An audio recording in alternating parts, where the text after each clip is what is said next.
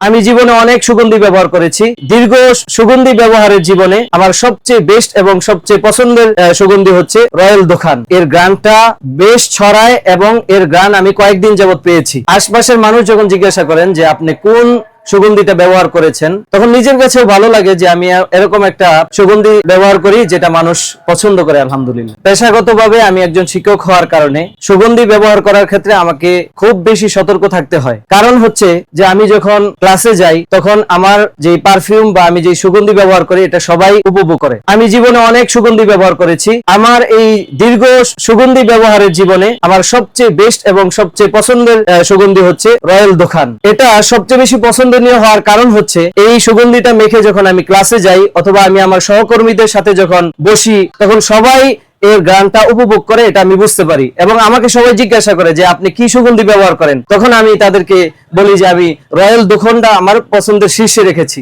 Royal দোকান পছন্দের শীর্ষে থাকার কারণ হচ্ছে এর গানটা বেশ ছড়ায় এবং এর গান আমি কয়েকদিন যাবত পেয়েছি।